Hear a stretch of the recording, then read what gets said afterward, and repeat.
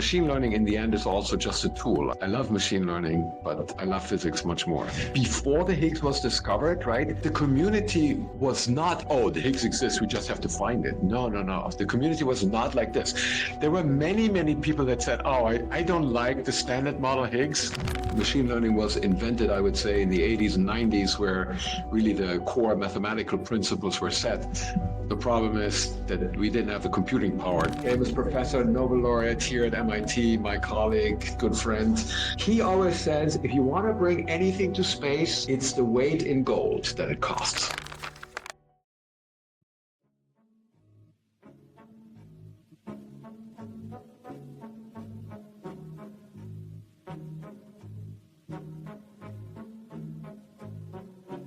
On the 4th of July, 2012, the ATLAS and CMS experiments at CERN's Large Hadron Collider confirmed that they had each observed a new particle in the mass region around 125 giga-electron volts. This particle is consistent with the long-sought Higgs boson, also named poetically as the God particle. MIT professor Christoph Paus led the CMS team to this groundbreaking discovery, and he joined the 632 nanometer podcast team today to share his story. Why was detecting the Higgs boson such a big deal for physicists, including the Nobel Prize in Physics awarded in 2013? How does one effectively lead one of the largest international research collaborations? What's coming next in high-energy physics? Tune in to find out.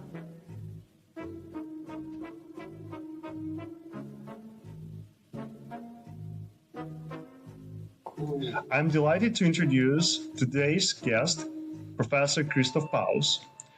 On the 4th of July 2012, the ATLAS and CMS experiments at CERN's Large Hadron Collider confirmed that they had each observed a new particle in the mass region around 125 GeV.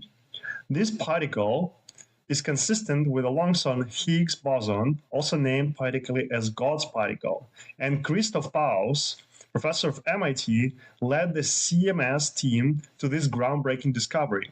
Thank you, Christoph, for joining us. Here is the question to kickstart the discussion. Since we're going to talk about the intricacies of the standard model, could you give us some basic introduction into it? The standard model is it's the condensed form of our best knowledge of what actually we think how the world is constructed. If you want, you can go back to Aristotle, where you have the famous four elements. Then you go to the periodic table and chemistry.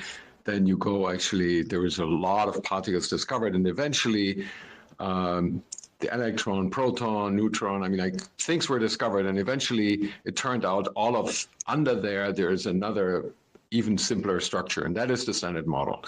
And the standard model is made out of particles which are representing matter, and then there are particles which are representing the forces, the interactions between those. And the matter particles are called fermions, and they are further subdivided into quarks and leptons. The most important difference between those is that, quarks do interact strongly, and they're able to actually form the core, the nucleus of the atom. And then the electrons and the neutrinos, which go with them, they form the shell around the core of the atom. And that's actually then the atom that builds everything. The matter particles are, very simply the photon that we all know, of course. The photon is responsible for transmitting electromagnetic interaction. That means that equal charged objects, they actually repel each other. Then there's the weak interaction, which I haven't yet talked about. The weak interaction is something that we know exists because of beta decay, so radioactive decay, where an electron just spontaneously comes out of a radioactive material, or a positron, the antiparticle of it. And then there is the strong interaction that I just kind of alluded to already when we talked about, how the core is built, that basically the protons, which in principle shouldn't try to stick together because they're all positively charged, and they basically being held together by the strong force. And that's that strong force is transmitted through the gluon. And then we have the Z boson, and the Z boson is it goes together with the weak force and gets concocted together in field theory with the photon to actually build our structure of the standard model. Now, in that context, that model is a wonderful model, and the only problem that it had was, well, it would, from the point of view of theory, work extremely well if all of those particles were actually massless. That in the beginning was was reasonably true, because the quarks, the U and D quarks, which build the proton, they're very light. You have the electron that's also very light. So you would think, maybe small discrepancies. Not too worried about it. But then eventually it turned out that the other particles, the higher, the larger family from the larger generations, they were very heavy. And in particular, the W boson and the Z boson, which are responsible for the weak force, they're actually extremely heavy. They're basically 80 or 90 times heavier than the proton. And the proton is already very heavy. So that turned out really to be a massive problem, literally in this particular context. The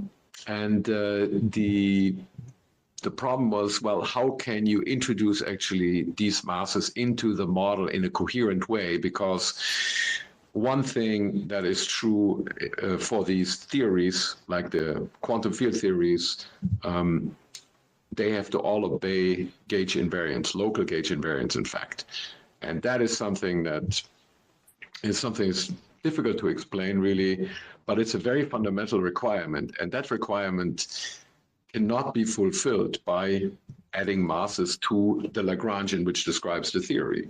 So masses had to somehow be introduced into this.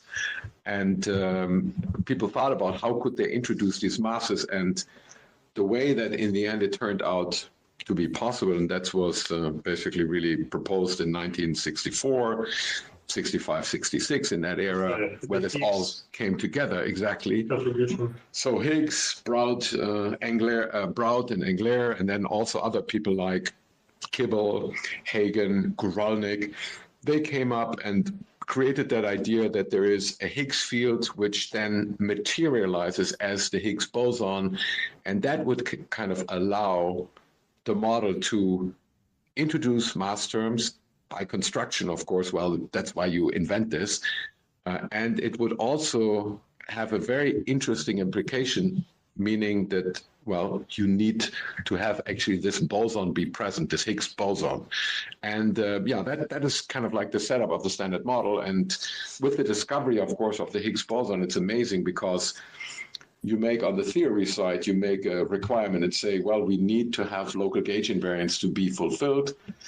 And therefore, we need this particle, at least. There's other models of how you can do it, but, well, you take the simplest. And then eventually you're like, all right, now the experimenters goes, and 50 years later, 48 years later, you find it. I mean, it's like mind blown, right? That is really kind of the story of the standard model. But of course, saying, well, we found it is, of course, you can never say, oh, that's it, but you have to always, in that point, always mention the standard model is clearly something that is incomplete. It is great to have it and to have the Higgs boson that is making now the standard model actually work in the area where we're looking. But there is this effect that there's so many things that the standard model doesn't explain. So probably one of the most prominent ones that everybody immediately thinks about in our community, probably also in other communities, which is, well, what is actually dark matter? So dark matter is something that we all know exists. There are many different experiments that prove that dark matter actually exists because of gravitational interactions. But nobody can tell you what it really is. So the nature of it, what is it? Is it a particle? Is it many particles? What is it? So this is like one of the sticking points in the standard model. The standard model doesn't tell you anything about that, other things like, well, gravity. Gravity is not part of the standard model. It's actually a massive problem. How can we actually not understand how gravity works? Gravity is, of course, as compared to all of the other forces that we have, it's so different. It's so weak. It's insanely weak, right? So it's something that they're almost like separate because they're so different in terms of their strengths that, for example, when we accelerate electrons or protons and we make them go around and collide, we never have to worry about gravity because the force is just so insanely weak that, I mean, it's 30 orders of magnitude weaker than the other forces. So this is just, it's completely irrelevant. I mean, yeah, so there's all of these things that the standard model doesn't explain. Well, why is there so much matter and almost no antimatter, right? In the process of the creation of the universe, you would imagine that matter and antimatter to a large extent should be created in equal parts. There is ways, Sakharov conditions tell you that you can actually create a symmetry, but this asymmetry that basically is formed on these assumptions is so small that it would never allow the universe to exist. So that is, again, an indication that there's something in the world that the standard model does not capture. So, so there's a big problem with the standard model. But of course, as somebody who just found the Higgs boson, I'm really happy that the standard model for now works very well. And the Higgs was actually this missing piece that we found after 48 years. It sounds like more updates are coming from the standard model. Oh, yeah. Well, I mean, like, clearly that's the future. We're working on that. Absolutely, yes. So this is Mike. I'm just talking from the podcast Twitter. So it's great to have you here. It's very, very interesting. I'm a chemist, so a little bit more of like a layperson when it comes to these topics. And when I was preparing for this event, I was struck by this similarity. Like the Higgs field sounds a little bit to me, like coming from outside the space, it sounds a little bit like the ether. Doesn't it have like a similar, it's like everywhere all at once, and there's this, perturbation in it, the Higgs boson. It sounds a little bit like the ether to me. Is that like a really poor analogy? But it has that feel, at least just, from a couple hours of reading about it. So the comparison between the Higgs field and the ether. Yeah, that's an interesting question. So I think there is probably it fills the space everywhere, right? That's of course what the ether does. I think the ether concept was something which was about trying to understand how light is actually propagating, so it was transporting light. The analogy of that I can see with the Higgs field goes as far as saying, well, it is everywhere in space and it fills it, and we just can't feel it to some extent, right? I mean, the ether was something that, also was kind of not noticeable at the level of, well, you and me here sitting in the room. The ether is there, but we don't have no way to kind of interact with it. The same way as we don't have a way to interact with it here with the Higgs field. But then, the idea is kind of the reason for its creation was quite different, of course. So the reason for the creation of the ether at the time, as far as I understand, is basically, the speed of light. How is actually an electromagnetic wave propagating through space? Is there something? And I think that, that's not what the Higgs field is. The Higgs field is like this presence which kind of every particle moves through it and it interacts with it. If it's not a photon, the photon has no mass, so it does not actually interact with the ether in a sense. Because it doesn't have a mass. But then, it doesn't couple to the Higgs at all. Yes. Okay, interesting. But at least, is there any other field that permeates all of space? Because or is this unique? Like, is this the first one we found, actually? Because I guess the ether was hypothesized, but it turned out to not exist, it seems. Yes. Is this the first all-permeating field? I would argue, so the vacuum expectation is non-zero, is another way of saying that it's everywhere and I think as far as I can tell, yes, it's kind of the first one, right? Okay, yeah, that's interesting. That's probably was maybe the most surprising thing for me reading about this ahead of the talk is that there's this all-permeating field I wasn't aware of. I was aware of the Higgs boson, but not this field, which is very interesting. Anyway, I'll let you guys continue. So the field is actually what happened to kind of be proposed first, and the particle that is related with that field actually came later. So essentially, as proof of the field. That is actually the awesome thing that happened in the end, that the field was proposed to be able to generate actually masses for all particles, because, well, somehow you have to make sure that the particles actually are kind of having this property of mass, and that is through this interaction with the field. Now, what is so awesome about it is, well, that you can experimentally prove it, because this field can actually materialize by a fluctuation as the Higgs boson. So that is it's so lucky that you have this theory which actually gives you something that you can prove. The same way as in the end with the ether, right? You can say, oh, the ether exists, and there are probably still people that say the ether still exists, but you can actually prove it, right? And that is really where the Higgs boson, the discovery, really comes in and being so kind of amazing. Okay, I have an additional question about the Higgs field. So, for example, electromagnetic field is mediated by photons, which are abundant and present almost all the time. Although the particle associated with the Higgs field, which is Higgs boson, has a super short lifetime, something like 10 to minus 20 seconds, and can still be responsible for the mass of the long-living particles. How could this be possible? So you can imagine like that's basically, well, if you have a pool, like a room that is empty, and you move something through it, an object, and it's vacuum, there's no resistance to it. If you put air in it, there's air resistance. If you put water in it, there's water resistance to it, right? So the presence, the omnipresence of this Higgs field, the interaction is continuous, basically, right? So, and that gives really the mass. Does the mass come from creation and annihilation of the mass particle? Yeah, so it's hard to kind of I think it's the imagination of saying, you create the particle and then you don't. I mean, all of these are, let's say, ways we like to talk about it.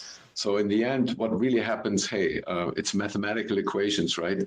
And they do. I mean, in reality, what does it mean? What does reality mean, anyways? So I think in the end,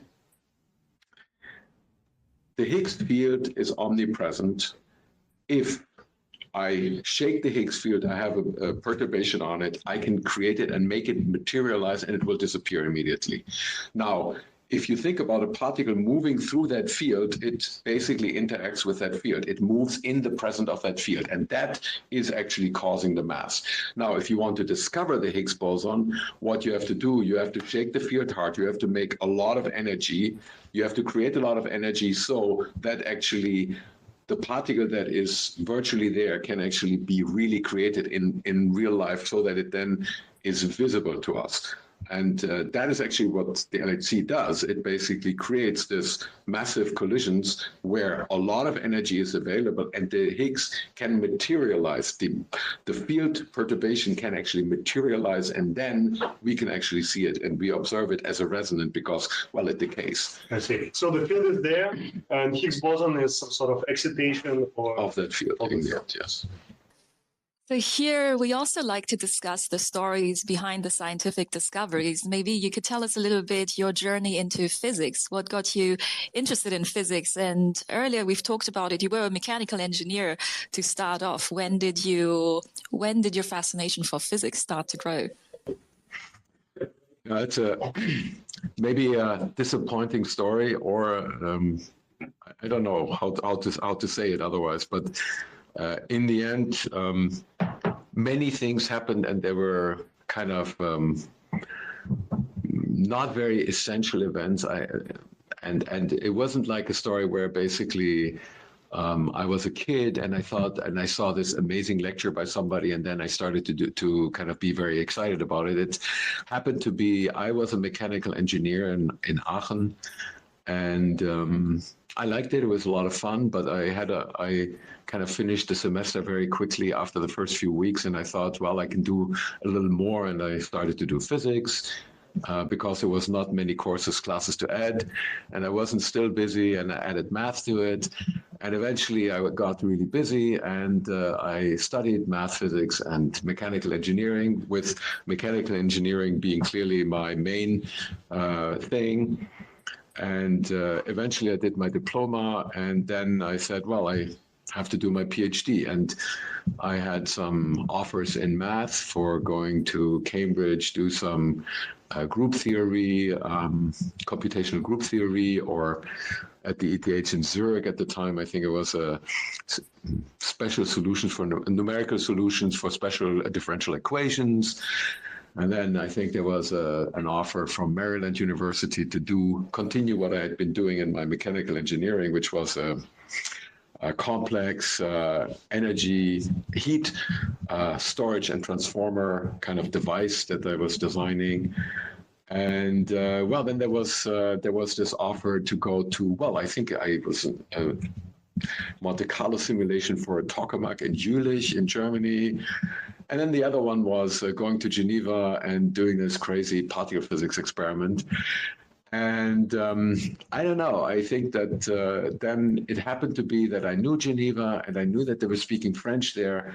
And I thought I could brush up on my French, and that would be actually, that was kind of, I don't know, that was the deciding factor in the end. That is what happened to be. And then I of course, fell in love with it. I kind of really liked the topic. I liked the somewhat uselessness of it, in a sense, useless meaning that you can't build a faster car, or you can't solve the energy crisis, or you can't kind of do something particularly specifically useful with this, but it's something that is more kind of a fundamental understanding of how things work. And that kind of fascinated me, and then pulled me kind of in. And then, the rest kind of then happened automatically. Somehow I ended up in this field. What was your initial day-to-day work like when you started your PhD? Was it very much data analysis focused, or you were building the detectors? At what stage was the experiment at that time? Yeah, so I joined in 1992 the lab experiment, one of the lab experiment, the L3 experiment. That was considered an MIT experiment because Sam Ting, very famous Nobel laureate, was the person who was running it. Very strong leadership with him. And that was an experiment that, had started in '89, had taken some very pilot run data in 90, and then really in 91 took more serious data. And in 92 was kind of like this typical phase that happens with all experiments, that people were already getting very tired. I remember I joined in September 92, and nobody had looked, I'm exaggerating a little bit, but nobody had looked at the 92 data, and it was September. So it means all the data was there, and nobody had looked at it because, everybody was so tired, so exhausted by doing all of this analysis. And I started to really look at the data at the time in a particular channel. And so my advisor, Albert Böhm, really great guy, he actually told me, you should measure the Z boson, the mass of the Z boson. And I was like, I measure the mass of the Z boson. I had no idea what that meant at the time. And my day-to-day work was, I had to learn how to kind of work with a computer. Of course, I had no clue how to really write a program. I think I had some random little Pascal programming course at the university. I had no clue. So I started to program in Fortran, of course. I had to learn the difference between linking and compiling. That's actually very different, right? Today, nobody knows anymore either, because today you have shared libraries and linking is not really needed. Well, my day-to-day work was really mostly at this point, really doing data analysis, learning Fortran. I remember the first 3 months, I worked and worked and worked. I wrote all of the software and it was crappy. It was really bad. And it happened to be after 3 months, I actually accidentally deleted everything I'd done in the first 3 months. Imagine that. I really deleted absolutely everything. And I was like, oh my God. And I've heard this story from Albrecht Böhm. He has told me this. I deleted absolutely everything. And I was like, I was somewhat devastated. But then after a day, actually, I was like, oh, that is actually great. The best thing that could ever happen to me. And I rewrote everything. Because, well, in the beginning, all you do is actually completely useless. I mean, honestly, sometimes I like to tell my students that this happened to me and just tell them, like, in the beginning, most of the stuff you do is actually usually not very good. And it's actually good if you have to reset. Later, actually, a year later, I learned there was actually a backup and I could have gotten it back, but I was happy that I didn't know about this. I mean, retrospectively, I'm happy I didn't know about it. So, yeah, to a large extent, that was what it was. But I was also made responsible for the hardware, for the electronics of the tracker, to run actually the operations for the tracker of our experiment. That's a wire chamber, which worked after the tech principle in Aachen. That was what Aachen built together with other universities. But so we were majorly involved in this. And my postdoc supervisor, he was basically had been doing this, had been writing a large fraction of the data acquisition software for this. And I was supposed to take over. But of course, well, the experiment was running and you better not mess with the detector. So becoming an expert was actually difficult because, well, you couldn't mess with it because it was supposed to be running 24/7. So I just kind of got into it and did a lot. I think I went to a lot of meetings where I was supposed to always write minutes, and I did. And that actually made me work. And most of the time, most of what I learned in high energy physics, actually, I learned osmotically. I basically was sitting in a room, people talked about stuff, I had no clue what they were talking about. And then eventually it's like, oh, that's what they mean. Eventually I got it, then I did study some books, I mean, the yellow reports from CERN, which were really very useful. And I could not understand them. Then I talked with people and eventually, well, you just kind of osmotically learn. I think, well, that's how I learn. Some people may be better at reading books. I'm not particularly good at that. I'm very good at actually speaking with people, asking them a question, and then repeating things, and they say, no, that's wrong, and then working my way through this. So my data work was mostly sitting at a computer and spending a lot of time writing programs for, well, measuring cross-sections, fitting data, right? Basically doing regression analysis, those type of things. The things that nowadays people would call machine learning, I suppose, to some degree. Yeah, machine learning is, so we did start already at LEP to use machine learning. Of course, machine learning at the time, I mean, machine learning was invented, I would say, in the 80s and 90s, where really the core mathematical principles were set. The problem is that we didn't have the computing power to really implement those. So the only thing that you could do were shallow networks, which were not very good, and it just took forever. And of course, one of the main worries that we had was, well, how to actually really do the systematic uncertainties on those, because it's a black box and it's, until today, still something that is really tricky to figure out. But the programming that I did in the beginning was all completely based on simple analyses, which are doing what we call cut and count. That means you place a requirement on the data that you have, and then you investigate what actually the subset of data, what it does. You would calculate efficiencies, you would calculate acceptances, like simulate the detector, what would the detector do. It's very complicated, but not really machine learning. But yeah, today, a lot of this type of analysis employs machine learning techniques. but it's machine learning in the end is also just a tool. I mean, like, well, I love machine learning, but I love physics much more. So the machine learning will not measure the W mass for me. The W mass, if I want to measure it, I need to go and I analyze the data, and the machine learning is one of the tools. There's many tools that we use. So did you actually at that time manage to measure the Z boson mass? Yeah, so I think until today, if you look in the particle data booklet, the Z boson mass that is quoted there is, there's 4 collaborations, of course, which did pretty much very similar things. For people from the outside would say the same thing.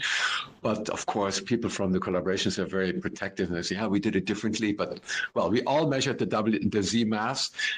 But in the particle data booklet, my measurement is still standing. I published on the L3 experiment, the legacy analysis for the Z mass, yes. So also, well, we know from the recent papers there are 2 collaborations, Atlas and CMS. So was it the time when the CMS was formed back in 1992? Or, I don't know, maybe if you could tell us a little bit more of CMS collaboration, CMS Atlas, interesting interaction between them. And yeah, so it's very, very interesting. If I look back at this, I think. And I'm not sure whether my memory serves me 100% well, but I seem to remember that in the beginning, when I joined Aachen University, when I studied in Aachen at the RWTH, a great university, really a wonderful place. The setting is just perfect, great faculty there.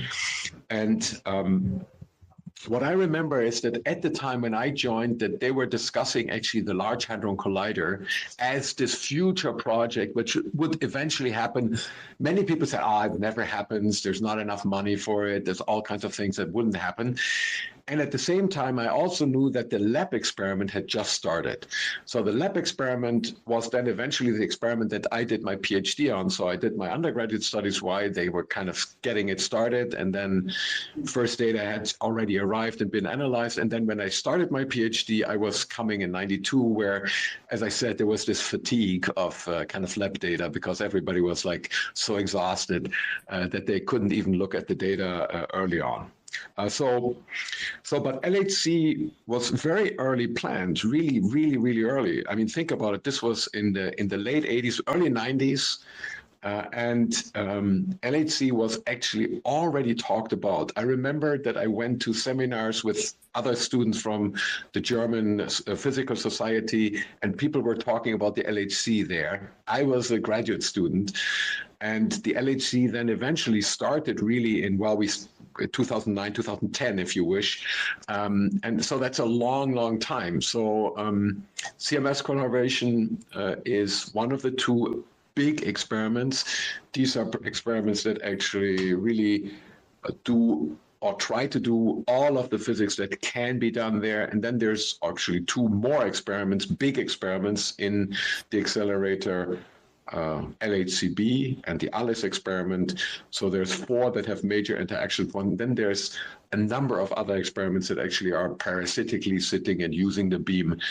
But yeah, these experiments are very large. 3,000 people on it, each of them 3,000 to 5,000, depending on how you count. And of course, yeah, it's a massive operation. It becomes very quickly, you can feel a little bit lost. You feel like, well, I work at, a company that has just kind of so many employees, and you don't know everybody. So it's a little bit like, some people say, oh, you're on CMS, you should, this guy. And I'm like, well, sorry, I don't. They work in a different physics group. We have different physics groups that do really different physics. So it's like a big experiment where many people work. It's great. I've always liked to work in big collaborations because there's always great people that you can find if you have a lot of people. If you have very few people, either they're great or they're maybe not great. So in the big collaboration, you can pick and choose and find the ones that you actually like. So it's a really nice thing. Okay, wow. Yeah. I mean, when I looked at it, like the CMS experiment and all those kind of projects going on, like I've heard it was one of the most international projects going on in history. So And then you were involved with leading such a big experiment as this one for the Higgs boson. So I'm kind of wondering, what is your role of leading such a big team in such a research project with so many collaborators? How do you lead such a project, and how do you manage that?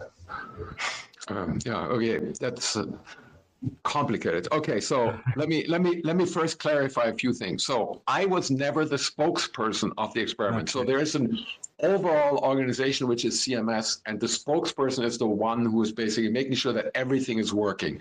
This is, in the end, well, it's good that you're a physicist, of course, and you have to understand all of the physics, but really it's, to a very large extent, it's an administrative role. It's like, well, you could say, well, Elon Musk, right? He does understand a lot about what's happening, but of course, or like Steve Jobs. I mean, Steve Jobs didn't build the iPhone or didn't build the iPod or any of those things, but he had the ideas, and he's basically then making sure that the company actually runs well. And this is kind of what the CMS spokesperson does.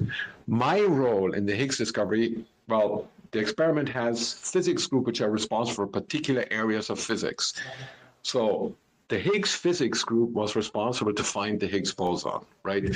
And I was at the time one of the two co-conveners of the Higgs physics group. The Higgs physics group was, I would say, out of the 3,000 people, there were at least 500 people that were really actively working on this, which reflects on, of course, that Higgs physics is not the only thing that we did. There was a lot of other things that were going on. People were banking on different things that were actually going to happen. I happened to kind of fall into the Higgs physics because, again, a long story. But so now you have to run this physics group. Now the question is, well, your question is, well, what do you actually really do? So I think, yeah, it's interesting. It's different than a company because the line of responsibilities, like, it's not like that is like in the military or in a company where you're the boss of someone, you tell them you have to do this, and then they have to do it, otherwise you fire them. So that's not how this works, of course. Mostly you work with professors, postdocs, and graduate students, none of which, well, except for from your own group, you pay. So that means those are people, they work with you and you cannot fire them. You can tell them, well, let's do this. So you have to somehow convince them that you go in the same direction. So it's like you're basically the master of ceremony. You try to kind of make everybody go the right ways.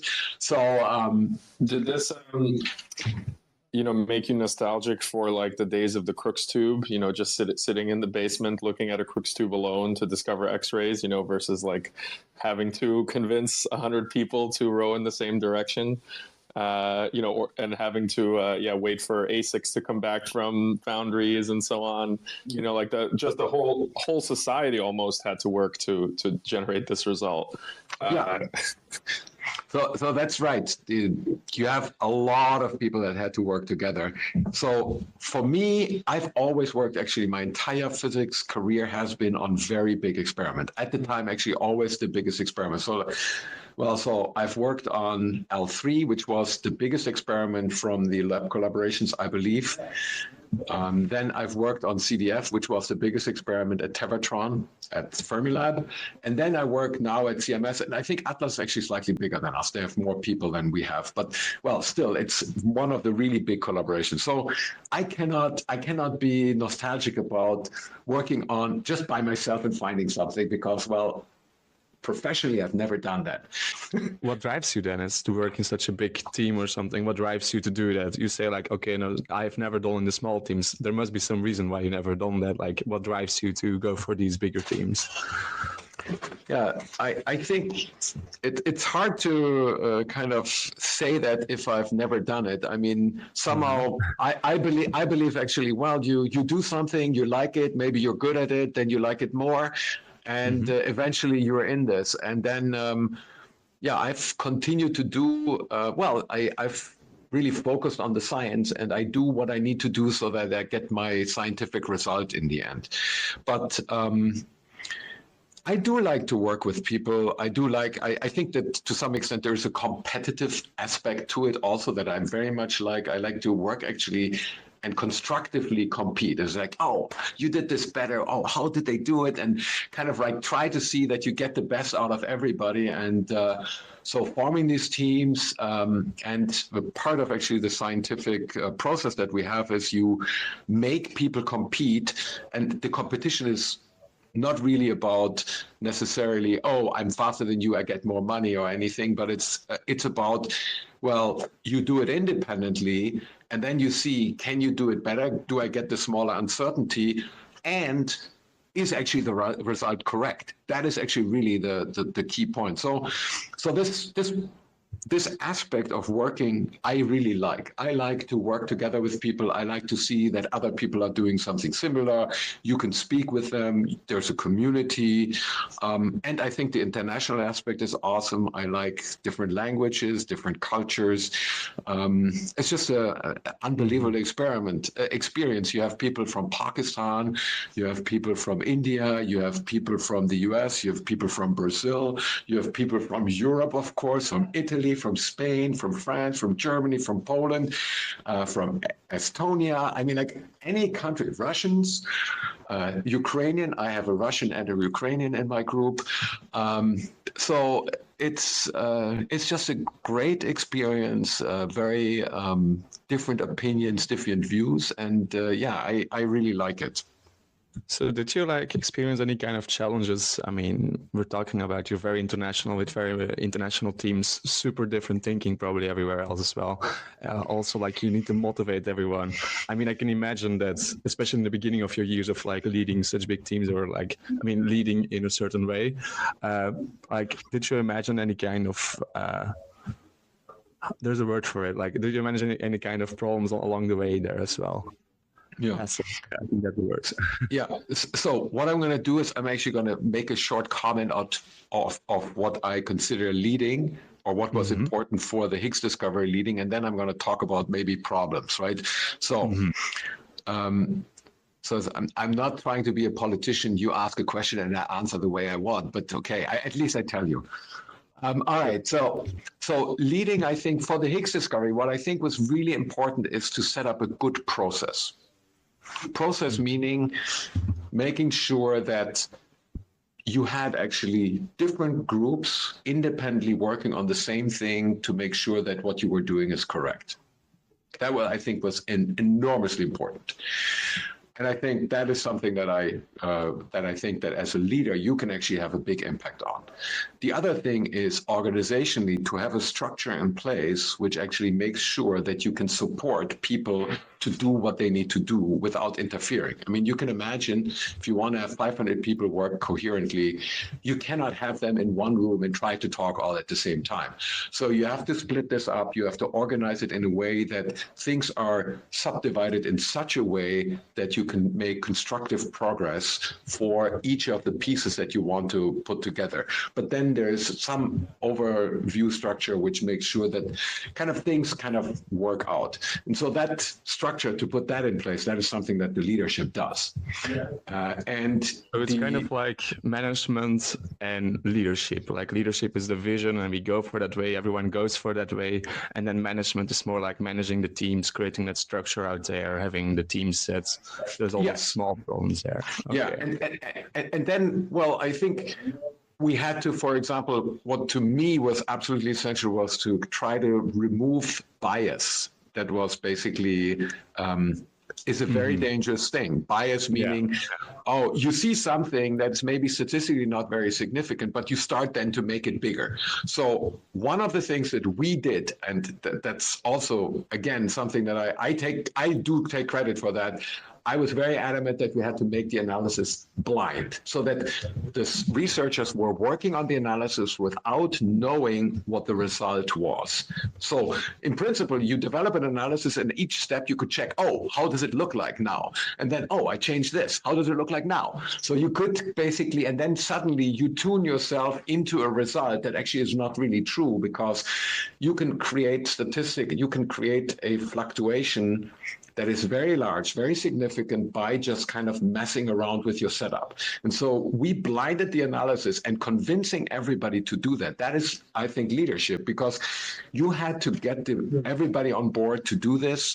I think we used some really nice kind of way to get the community involved in this and convince them that that was the right thing to do.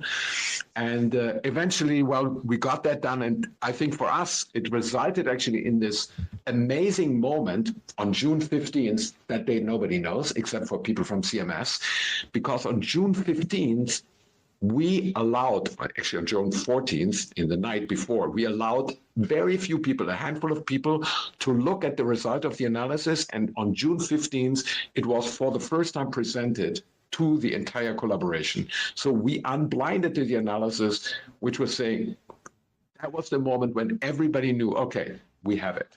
Because that was the moment then we saw the result, and then we had to keep it secret until July 4th, where the discovery was announced. So this blinding was just, I think, that was important leadership in making this analysis actually, or this discovery, something that we were completely sure about, we were completely comfortable with, because we had not looked at the result and we had tuned everything on the basis of, well, whatever else you can actually calibrate your detector and your analysis with. Now, in this process, now coming really to your question, you said, well, are there issues? Well, of course. I mean, let me make a maybe crazy example. Let's assume you have the church and everybody is supposed to behave like Jesus Christ, I don't know, or whoever the church is following us. Of course they're not. I mean, we're human beings, right? And in an experiment, of course, while we all want to do the right thing and we want to do the right science and want to be good people, well, some people, they're not good, or let's say they act badly. I'm not saying the people are bad, but they act badly and they have kind of other motivations. And then, of course, you can get into a conflict. Maybe some people want to work on the same analysis, and there's basically, we have already 2 or 3 analysis, so there's no point in that they also do it. Other people don't want to work on any analysis. Then sometimes some people, they work on opposing teams and they don't like each other. All of these type of things that happen in real life in any place in the world, of course, happen to us too. Many body physics. Yes. Other things that happened during this time is clearly, well, I have counted, until our Higgs discovery, the real one, I've counted 5 times that people thought that they had the Higgs discovered, and we had to basically make sure internally to contain the situation. So these, of course, are things that, I mean, this happened in CMS. I know for a fact that also these type of situations happen in Atlas, the other experiment. Yeah. But of course, yeah, you have to kind of be careful about this. You have, hopefully the leaders of these efforts, they're basically reasonable, and you just kind of try to see that you just do the right thing, right? And it's like in real life, everybody has conflicts, and you have to find the solutions to it. So you were talking about kind of false alarms. Did you ever go through stretches where you were like, oh no, maybe we will never find anything? And how do you deal with that uncertainty? You just trust the process? Yeah, so this may be a good segue into kind of thinking about how did we start this Higgs search? What was the mindset of the people? Because, well, it's 10 years ago, I realized it's about pretty precisely 10 years ago. This July 4th was actually the anniversary. Beautiful event at CERN, actually, it was very nice. So, but go into the mindset of before the Higgs was discovered, right? The community was not, oh, the Higgs exists, we just have to find it. No. The community was not like this. There were many, many people that said, oh, I don't like the standard model Higgs, the minimal standard model Higgs, because there's different ways, even in the standard model, that you could have more complicated Higgs sector. But people were not convinced that the Higgs even existed. There were people that would hate for the Higgs to exist because their theory was that it was actually different. So the community was a little bit all over the place. Today, of course, everybody was on board. Well, not true. I have to say, I tried to stay neutral. Sometimes I thought, well, the Higgs probably doesn't exist, and I was worried if we wouldn't find it, what kind of PR disaster it would be. But of course, not finding the Higgs would basically already invalidate the standard model. It would say, well, standard model is not true because, well, that's what the whole story of the standard model is. The Higgs would explain how the masses can be explained, and then you don't find it, then, well, his standard model is wrong. But of course, a PR disaster. I mean, how do you explain, oh, we made a discovery, we found nothing? It's not really the greatest thing to kind of come out with. So the mindset, I think, was like, well, we know exactly if the Higgs exists, we know exactly how it's supposed to materialize. The only thing that we didn't know is at what mass, right, it would basically appear. And therefore, well, our analysis was designed to actually cover every single different mass. We did a special analysis for every different mass point in the end, went through all of them, and then eventually, well, one of them actually said, oh, it looks like that this seems to be true. And then eventually it said, yes, it's totally true, right? So two things came to mind for me while you were talking. So one is, I think this is very rare, and maybe it could easily be one of the main reasons you actually found something. The standardization of how the experiments are done, or not the experiments, but the analysis, is incredibly important. I mean, basically, in all fields where you can get a lot of artifacts, many of the Nature papers contain artifacts. Basically, I mean, one example that I'm kind of familiar with, which is interesting, is I've somebody that I work with that is an expert in atomic force microscopy. And when he ended up working at Bruker, which is like the main atomic force microscopy company, he realized that a lot of the bio-AFM work, where they're doing like imaging of proteins and so on, basically the way the experiments are done, you get artifacts that look like whatever you want. And depending on how you analyze the data, you can see almost anything you want. And so, and the field it's new, you know, and it's kind of emerging, and the data is very hard to analyze. And because there's no standardization of how you do the analysis, or like at what point do you make the measurement and so on. For example, if you dry your sample, you get tons of artifacts from things drying onto your chip and things like that, that you can basically fool yourself very easily.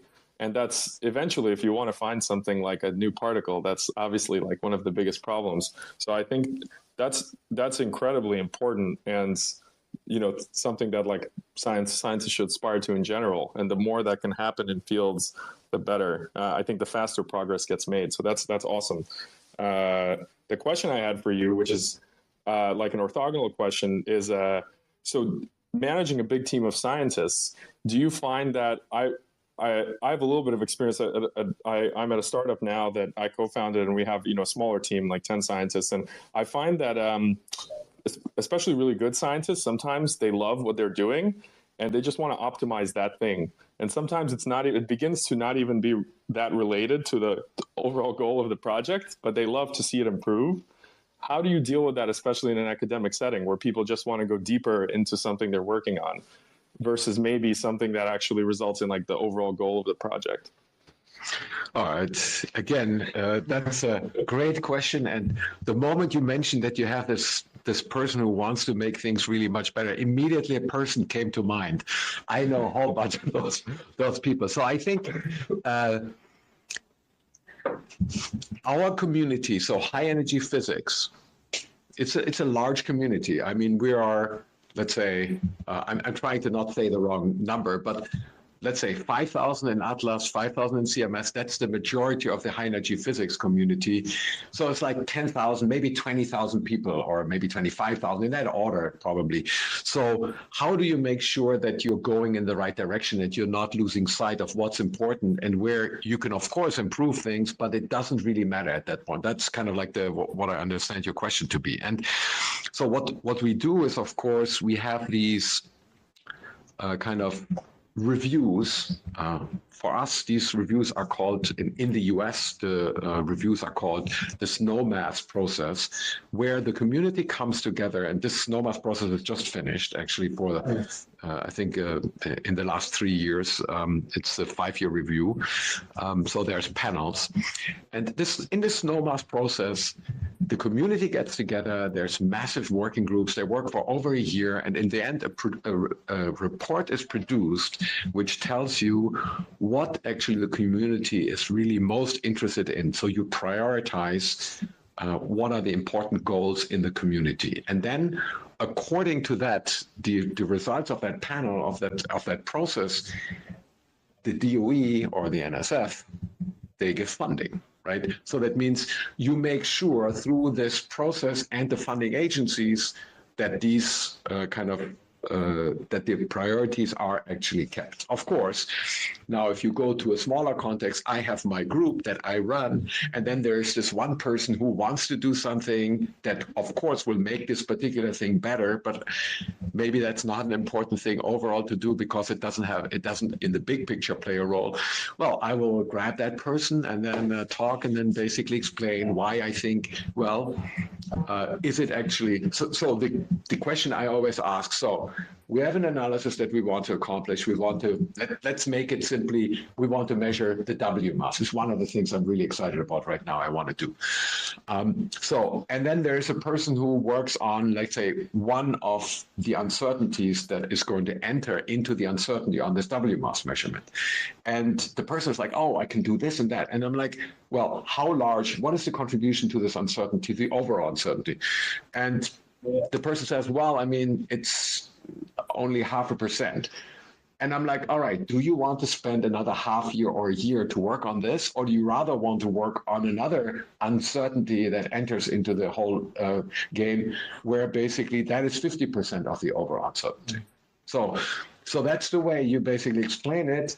And of course, eventually people understand, and you try to basically make sure that people kind of don't lose sight of the big goal. And the big goal is clearly, well, physics. The physics result is the big goal. Like sometimes people get lost and they want to do the most complex. I mean, machine learning is one of those topics. I love machine learning. We've used the most complex machine learning analysis at the time to discover the Higgs boson, Higgs 2 photon in my group with my students, with my postdocs, and we did that. So I'm totally on board with it, and that we still do use it. And now we've kind of continued the development of machine learning as it goes with more modern techniques, deep neural networks like transformers. I mean, all these type of things that people love to use. But the question is, of course, sometimes you don't need them. So then the question is, do you want to lose all your time with using these techniques, these complex techniques, just because it's complex, or do you want to focus on the physics result? And so this, I see a little bit my role in making sure that everybody stays honest and says, all right, the physics is the driver, and not like my prowess in doing something this or that, but rather really what's the physics that we get out of it. The theoretical introduction of Higgs field and Higgs boson was done back in 1960s, and experimental observations in 2012, so which is almost 50 years after theoretical prediction. So why did it take so long? Was it just because of lack of proper technology or something else? So why did it take 50 years? Yes. Why did it take 50 years? So number one, of course, there were many experiments before the LHC, CMS, and ATLAS to look for the Higgs boson, right? I think even at LEP already there was massive amount of people that worked on the search for the Higgs boson. But the Higgs boson has a mass which is 125 GeV, roughly, right? That's a mass that is so high that LEP could not reach it because, well, LEP could go up to, well, 210 in beam energy, and then the way basically the Higgs is produced there in associate production, it just couldn't get enough data, and, well, the energy was not sufficient, so the limit that LEP set was 114 GeV. It couldn't go beyond that, which was actually really kind of funny. In the 90s, there was a decision to not put some of the RF cavities into LEP that could have been put there to save some money. If they would have expanded the machine a little bit more, I think LEP could have actually, in fact, discovered the Higgs, but it didn't, which retrospectively, of course, is great, because then we could discover it at the LHC. But it could have been discovered. The same way, if you look at the tevatron where I was working at the time before I moved over back to CERN. So this is in Fermilab. Yeah, the Tevatron is at Fermilab. The Tevatron ran at 2 TeV, and the Tevatron, right before actually the Higgs was found at the Large Hadron Collider, they had a very nice paper where first indications of the Higgs were starting to appear.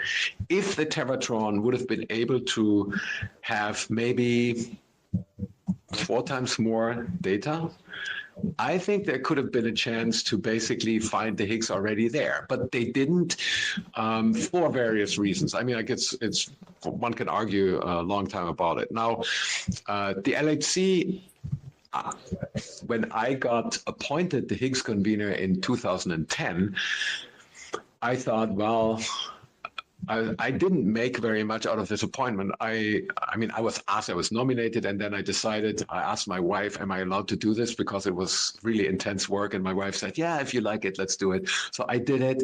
I started that. And the way I started is I was like, well, okay, we're not going to see the Higgs in the next 2 years, which was the duration of my convenership.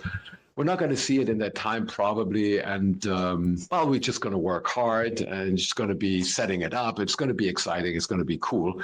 And eventually it dawned on me, holy mackerel, maybe there's really a chance.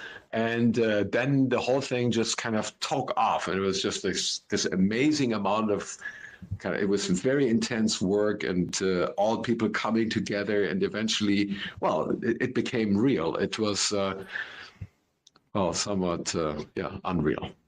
So it was due to a lack of energy of the accelerated particles. Energy, and you need enough data. That means the Higgs is predicted to happen 1 in 10 to the 15 events.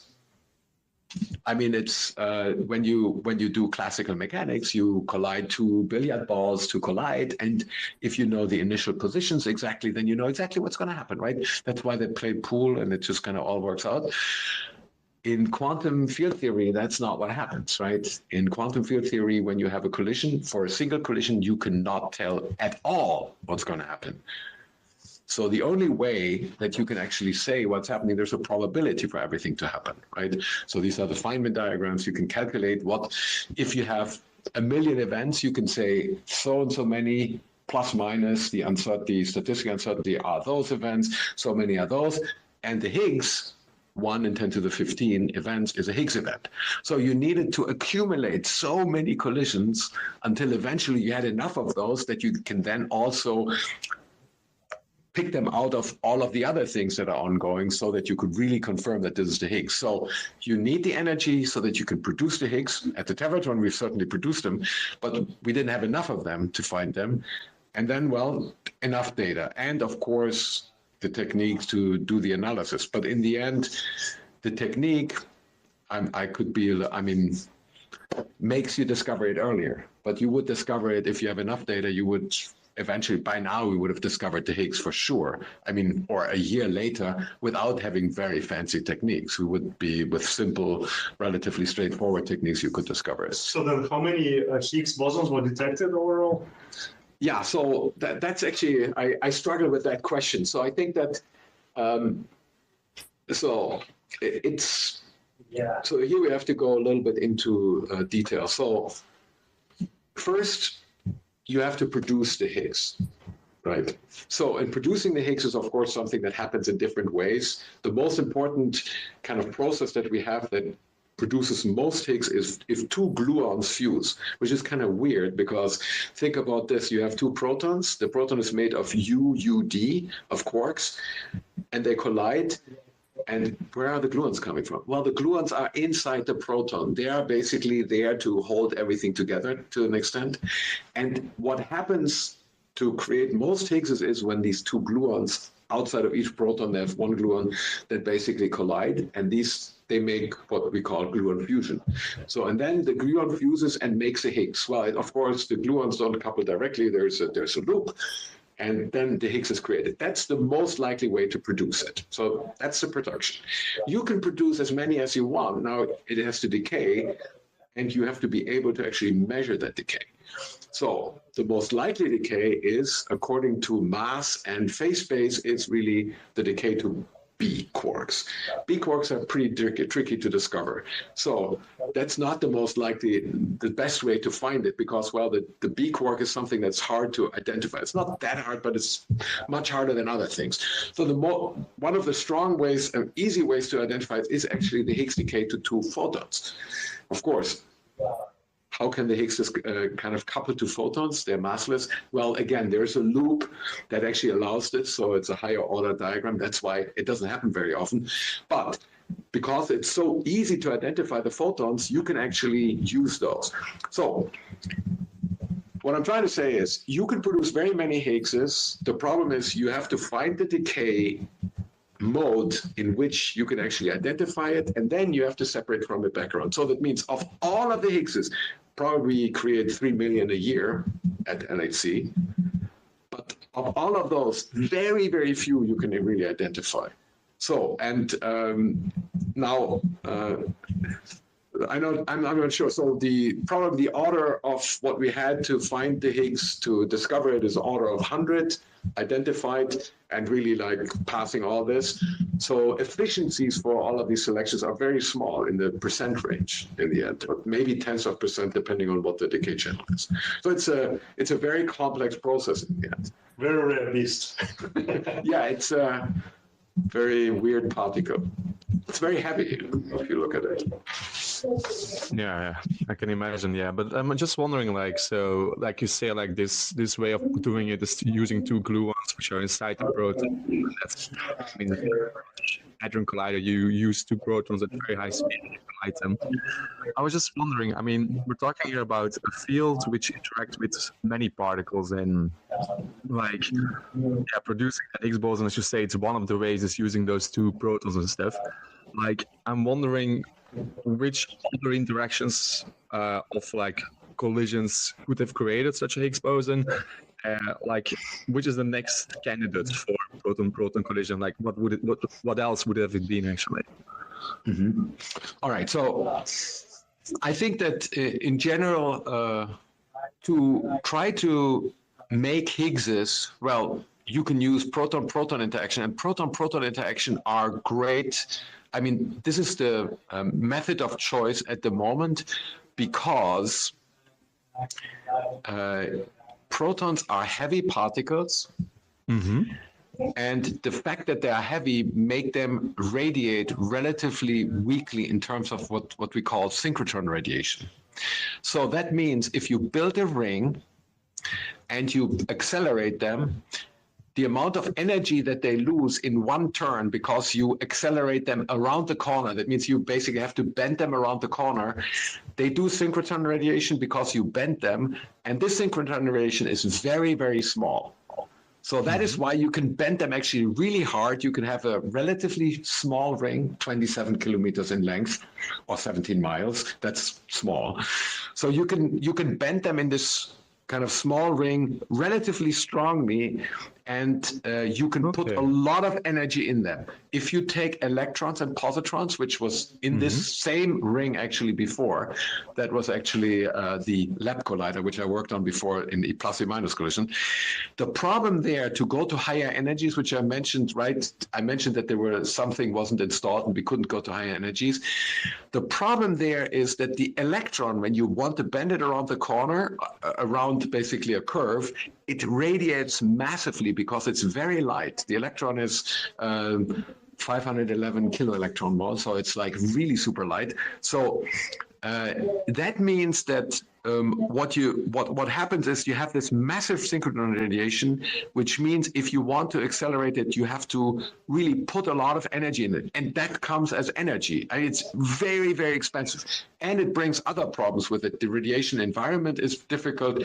Plus, what is difficult is to kind of know what actually the beam energy is, because it's constantly the beam of the energy of the electron and the positrons is actually changing very much. So to say that, to come back really to the question here, so ideally what you would want is you want to produce the Higgs for example, in any plus-minus collision, because it's a very clean environment. The problem is, well, the ring is so small that it would be prohibitively expensive to keep them running, because you have to put so much energy in it. So you want to generate a lot of Higgs bosons, so you want to indeed for a long time as well. Yeah. Yes. So one way to solve this problem is to make the ring bigger. If you make the ring bigger, is one of the solutions that I actually personally prefer.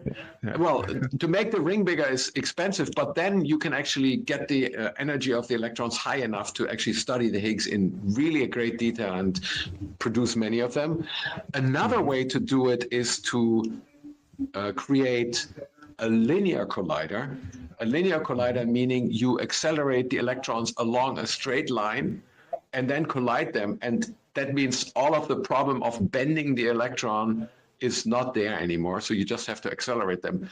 The problem with such a setup is usually that it is hard to create a large number of data, a large number of high luminosity, as we call it, because the high luminosity, every time that you do a linear acceleration, you have to start from scratch. You have to make new electrons and positrons and accelerate them. While in a ring, they continue going around, and they can be in this circulation mode for 24 hours. That means you don't have to renew all of them, but you can just continue to use what you have put in. So the luminosity is a problem with the linear collider, but that's of course an option. And then there's another crazy option that people come up with is, why don't we use, instead of electrons, we use muons. Muons are the heavy cousin or sister, whatever you want to call it, of the electron. The only problem there is, of course, the muon is unstable. That means it doesn't stay around; it decays. Actually, it has a 2 microsecond lifetime, so that means it disappears. So that's another problem, and you have to, of course, get high intensities. There's a whole bunch of kind of technological problems to build such a muon collider. So, but the beauty would be, again, the muon is very heavy, and the entire problem of the circular collider would actually not be an issue, because the synchrotron radiation is very low. You can build a relatively small ring, and you can go to high energies. It's another amazing kind of idea to collide. But that technology is clearly not what people say shovel ready. So you couldn't start and build the experiment, it would work. While if you look at, for example, a circular collider, where you make the ring bigger, that's shovel ready. That means the moment you give the money, you can start shoveling, because the technology is all there, and you can build the detectors, you can build the accelerator, everything is ready to go. Then, why this linear collider would not be possible again? Can you just quickly repeat it? So, I did not say it's not possible. I say that there are people who have studied this a lot and are very invested in this, and they want to do it. Mm-hmm. And there is basically a project in Japan. I mean, this linear collider has been going around at the moment. I think the ball is in the court of the Japanese government, and Japan might build this, of course, with the help of the field then coming together as usual, because it's going to be a massive project. So it's possible.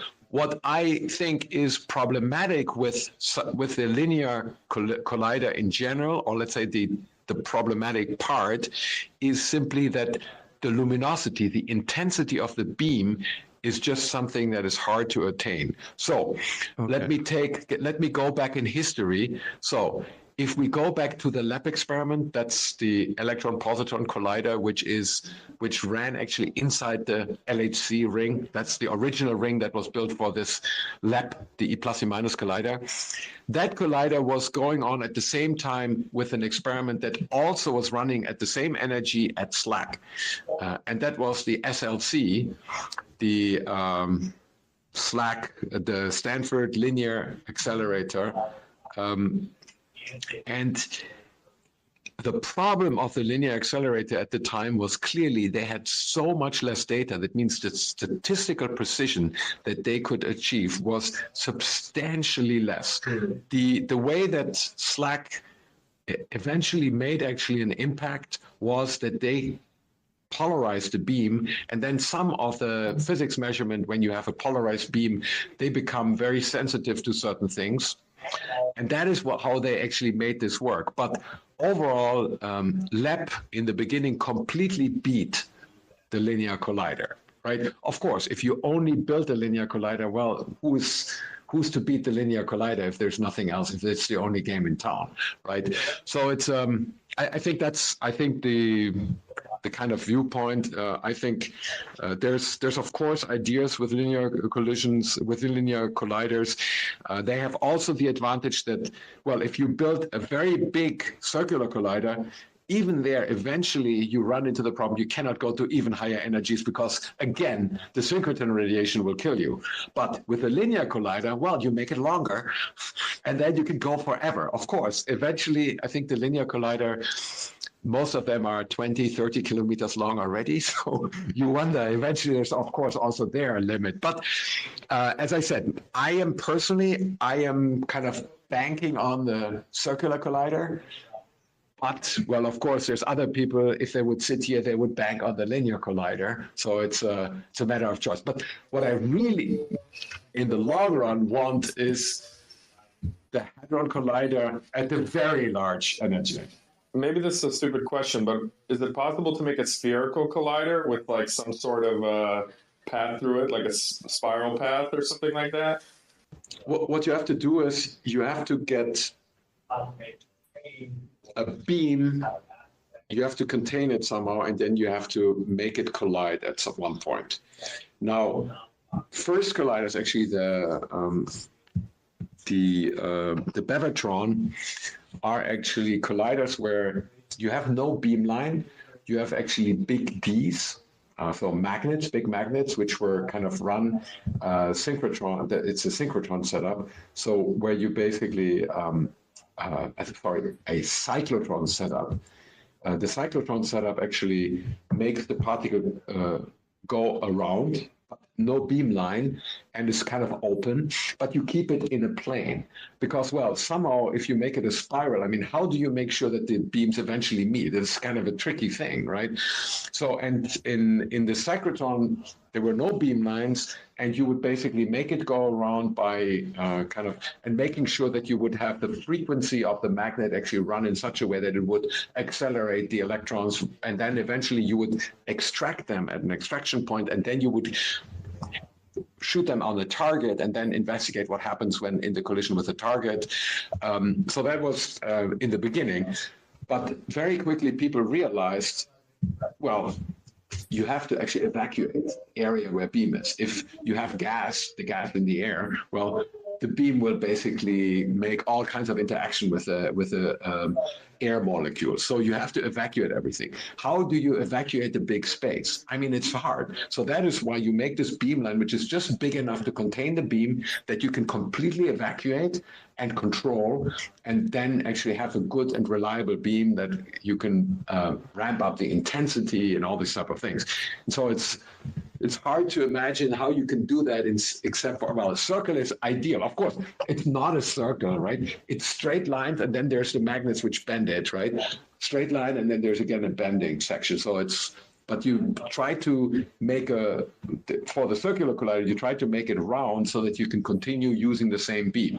In the linear collider, well, what you do is you have a straight line, and you make it collide them, but then they're lost. I mean, like all of the electrons that you have accumulated, they're lost, and you have to make new ones. Of course, you can do that, and well, yeah. Talking about banking on circular colliders versus linear colliders, if you had infinite resources, financial or human resources, what would be the experiment that you really would love to do? Oh my Lord. Doesn't have to be a collider. Can be anything. Can be anything. The moonshot. So what would I do? God, so what limits our way, I mean, our life in particle physics, or the way that I like to do particle physics, is that we don't have enough energy. It is pretty clear that there must be something beyond what we have seen, what we've found so far. There must be something. There's just there's so many things that are just not working with the standard model. Now, of course, we can never say where. So my first reaction to this is I would like to have a collider. I would like to build a collider that has the highest possible energy so that we can actually explore really terra incognita, if you wish, things that we haven't looked at yet, because simply our energy is not enough to even create things. I mean, if E equals mc squared, right? If the energy is smaller than what the mass of the particle is that you want to create, well, you can't create it. It's as simple as that, right? So, and that is for me kind of like the thing that if I had infinite amount of money, I would like to do. What is the order of magnitude of the energy that would be accessible, like napkin-style calculation, building the largest collider? What would be the maximum energy we could access? Let's say the circumference of the Earth. Like you could build a collider that's the whole Earth, I guess. I mean, I don't know if that's the limit. Like, what's the physical limit? Well, if you can float magnets in space, you don't need a beamline, right? You can get the particles go around the Earth. I mean, like, I don't know. I've not done that. I think that the moment you basically go to space, it becomes basically you can go forever. I mean, if you have infinite amount of resources, if you go to 100-kilometer ring, which is already, if you think about it, like that's an insane project, which is something that we're proposing to do.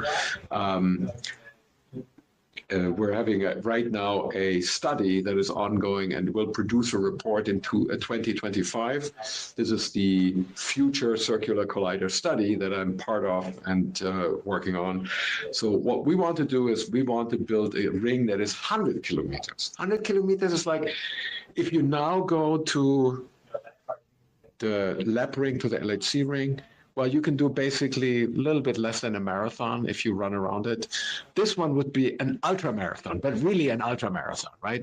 So the 100 kilometers, like even, I just drive over to the experiment. It's like, no, you're not going to drive over to the experiment that quickly. It's just like, it's like an hour drive, right? It's not like 10 minutes or 5 minutes. So 100 kilometers, that gets us with the most advanced magnet technology, gets us to about 100 TeV. The LHC is running at about 14 TeV. Here we would get to 100, which is almost a factor of 10, probably, maybe. What's that threshold to create particles where the energy is equivalent to E equals mc squared for an interesting particle? Yeah, so that's of course the thing that everybody is wondering about. If I would knew that, I wouldn't be sitting here. I would be somewhere else. I mean, I think at the moment, and this is a little bit the issue with the Higgs, it was clear the outside conditions were such that we knew the LHC is the Higgs discovery machine, if it exists. There was no question about it because there's limitations on what the mass of the Higgs has to be. It cannot be higher. We knew it had to be below 200, basically, right? Already before it was basically started to run. So that was great. In fact, actually, when it was being planned, it was clear that it had to be below 1 TeV, which is also something that we could do. So 1,000 GeV, right? So for the new collider, that argument, I mean, the standard model itself is kind of complete in the sense of, well, it has the Higgs boson, we found it, we measure, it's more precise and so on. So we have we don't have like, there must be this particular particle that we're now looking for, and it is in reach. So in the end, you have to just push the energy and hope that something appears that then explains other things. So this would be ahead of the theory. Yeah, it's clearly, I mean, the theory has, of course, there's things like supersymmetry, which says, well, there should be many, many other particles. In fact, actually, a lot of people at the beginning of the Large Hadron Collider said supersymmetry would show up. That's the first thing you see. It's going to be like, turn on and bam, there it is. And everybody was going to go crazy. And a lot of people worked on analysis to find this. Well, they were, of course, very disappointed that they didn't. So far, we haven't found anything at the LHC. It's not impossible that it still shows up because we have a long program still ahead of us with the LHC. But at the moment, it doesn't look very likely for this to show up. But then there's no argument that we can make that would say, oh, but it has to show up at this higher. It is, well, if it exists, it's very likely that it will show up. But I mean, if you ask me, would you bet your house on it? No.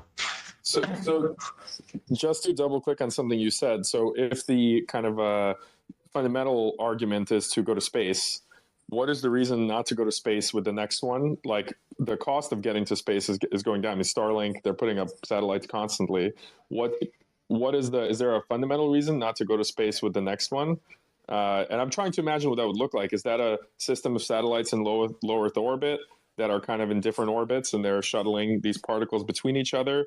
Or is it, I mean, I guess the largest one would be all in one orbit and going all the way around the Earth. So is there a fundamental reason not to go straight to space? Is it that it requires a lot of human interaction or something for like tuning, or what would be the reason not to go to space? If I run the LHC and I have a beam in the LHC, I mean, and I dump that beam. Right, so the machine has been filled, the beam is going, protons are colliding, and then I'm like, okay, it's enough. I dump the beam. The amount of energy that is in that beam, when I dump it, I put it into a big, massive block of matter, whatever it is, carbon, right? Graphite block, right? So you put that in there. This is equivalent to having a truck, a big truck, a full loaded, not like some small kind of truck. It's a big truck going at 120 miles an hour into the wall. So you can hear the beam being dumped. That's amazing. So let's see.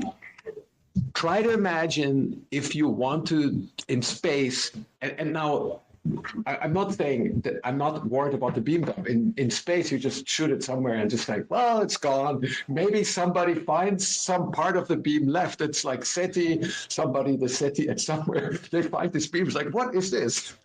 It comes in these exact spacings of.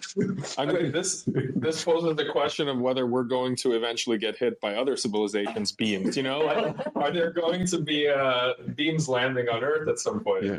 So to come back to the point, so there's a lot of energy in the beam. You have to create a lot of intensity in that beam. I'm not sure how you're dealing with that when you have a satellite that you have to keep actually exactly in a place. How much energy would you need to keep actually to make sure that you can keep that in orbit? You have to have, all of this has to be very carefully steered. I'm not saying it's impossible, but it is it's quite unwieldy beam that you have going on there. And to control all of this is not trivial at all.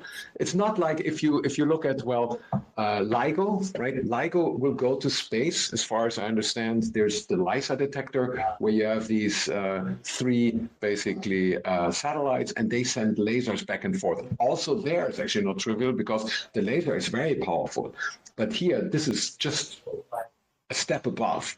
I mean, like several steps above. Plus, LIGO, LISA will need 3 satellites mostly, while here you need everywhere you need. I mean, the LHC has 1,232 dipole magnets. These are the dipoles that kind of get the beams to be actually turning in a circle.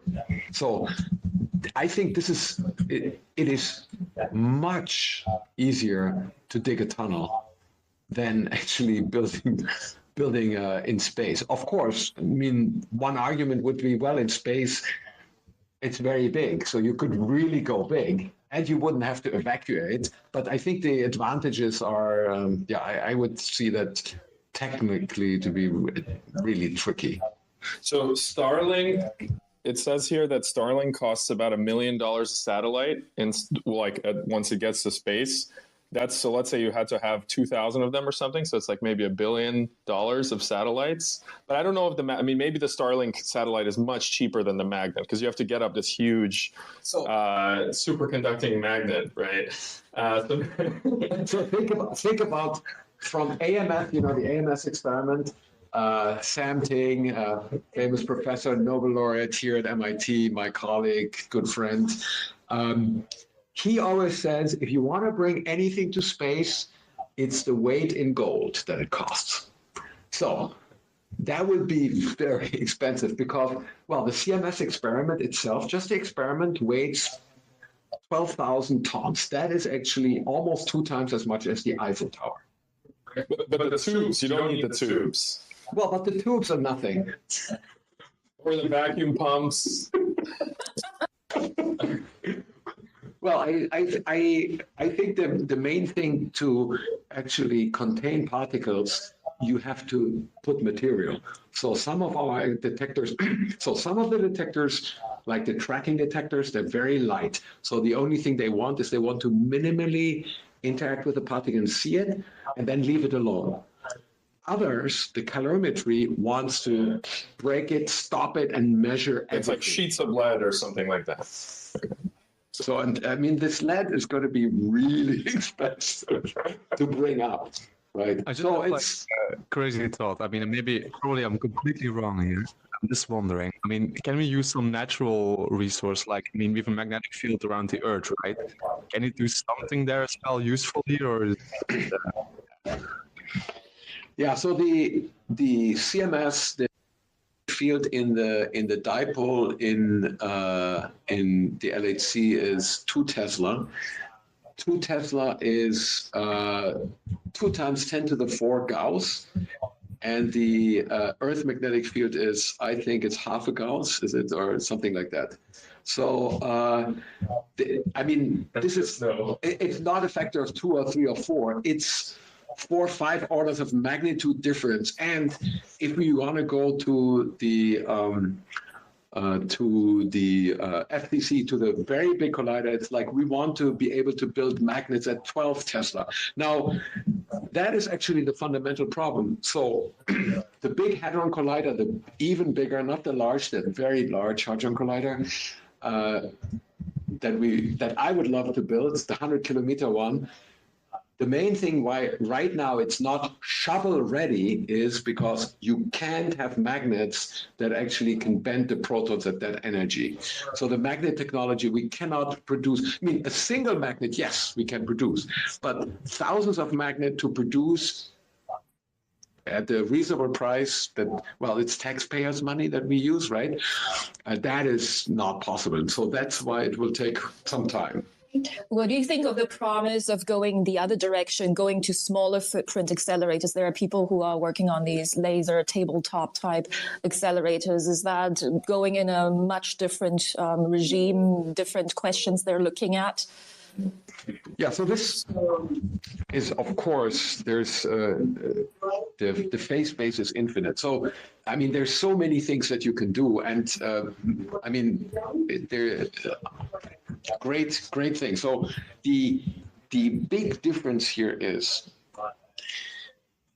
if I cannot directly produce the particle so that I can directly discover it, see it, like the Higgs, right? You can only rely on indirect kind of seeing it indirectly, right? So what you do is in these smaller experiments, you cannot directly, in most cases, create the particle, or you kind of really focus in on a phase space which hasn't actually been really measured very well. You can measure very, very precisely, and then you find particles like, for example, dark matter, right? Dark matter could be a particle that is super light that at the LHC is very hard to see, but with other detectors and other experiments, you can actually find it. So great.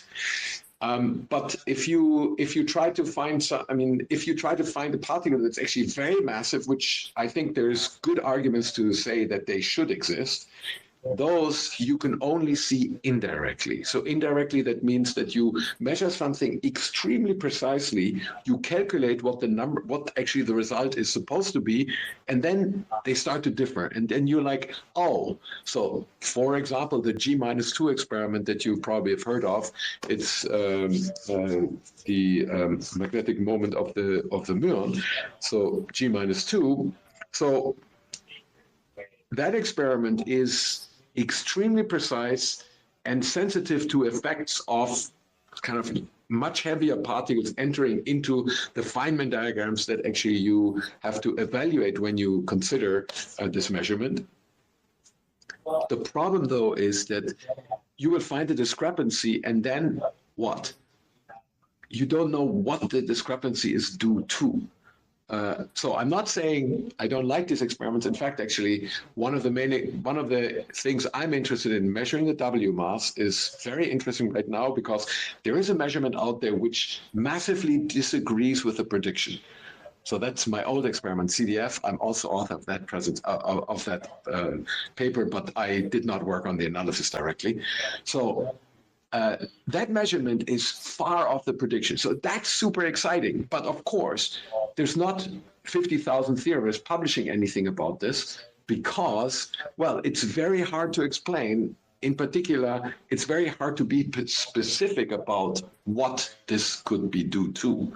So, yeah, it's the spirit of what you're doing is somewhat different. So I love direct discoveries, right? Oh, we found the Higgs. That's the Higgs. It was directly produced. We saw it. There's a peak. Oh, wonderful.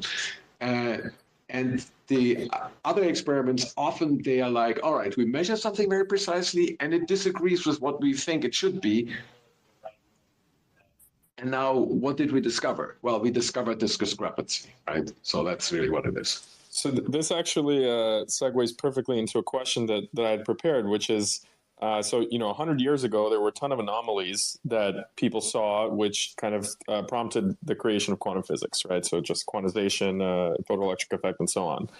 Besides dark matter and dark energy, which are the ones that, get on the magazine covers, are there any interesting anomalies that people are finding now or have found in instruments like the Large Hadron Collider that kind of mirror this type of thing where it doesn't quite agree with the expected theory or the way that people view physics today in kind of like the standard model and other mainstream approaches? Yeah, I think that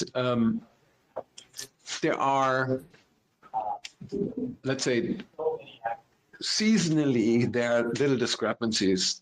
Some of them are small, some of them are bigger, and then there are really very fundamental ones. So what I just mentioned, we have this discrepancy with a W mass measurement. That's a 7 standard deviation discrepance with a prediction. So that's very significant. It's not like this cannot just simply be solved by a statistical fluctuation. It could be resolved if there was something wrong, right? If a mistake was made, which of course we have no reason to believe that it was.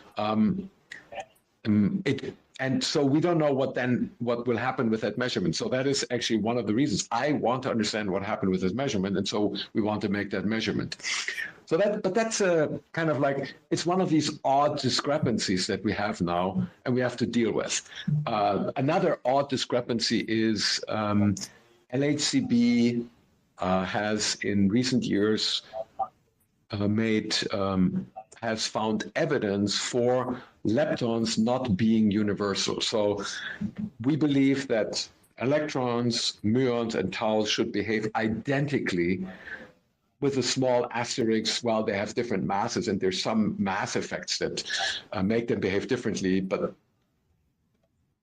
if you take the mass effect out, they should be identical.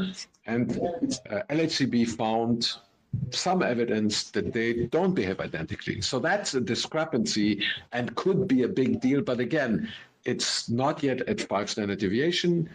And it's kind of like also a little bit of an odd discrepancy. I mean, nobody really knows what to make out of it.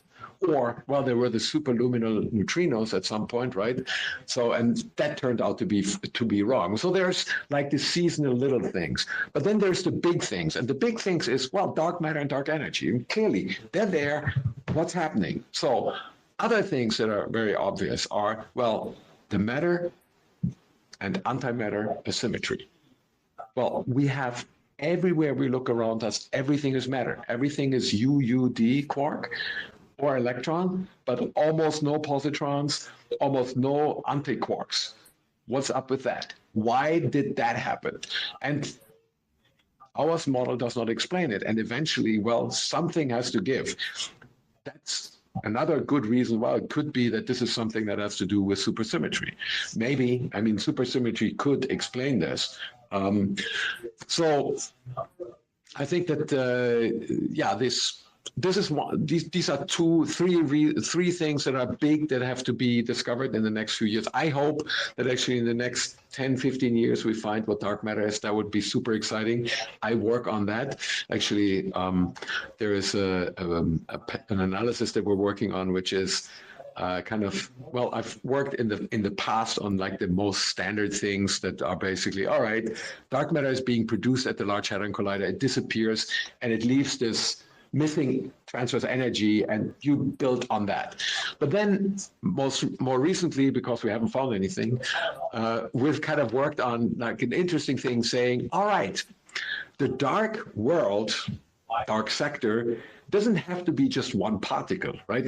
Of course, the easiest thing is to say, well, it's just one particle and that's it. That explains everything. But it could be more complex. Well, the standard model has all these leptons, has the quarks, has all of these different particles like the bosons, the W, the Z, the photon, and has the Higgs, right? Why don't we have something equivalent there? So we've been looking for the dark photon. So far not found it. Otherwise you would have heard about it. We'd maybe talk about it. And we look for this kind of hidden valley model where actually the dark matter, the particle, actually the collision, what happened in the collision goes to the dark world, but then comes back. So it means it doesn't leave this missing energy, missing transverse energy signature, but rather comes back, looks like standard model, but still a little different. So we do look for dark showers. So it means something that happens in the dark world and then materializes back in our world. It's crazy, but it's going to be super fun. So. Okay, so then I think we'll be close to wrapping up our conversation. But before that, we have a traditional question which we ask our guests. So who would you be highly interested to see at our next Twitter events? Oh my God, who would you see highly see at your next Twitter event? Is there someone who would you want to hear from, like a physicist? Could be a different entrepreneur, scientist. Yeah. Someone you'd like to ask a question, like a burning question. Yeah, very, very good question. I mean, there's so many, right? I mean, like I'm trying to kind of figure something out. I think Pablo Carrillo, he's an awesome person to talk to, and he just has amazing physics that he does. He's also he happened to be at MIT. Maybe that helps you guys, but there's of course so many great scientists. But Pablo is really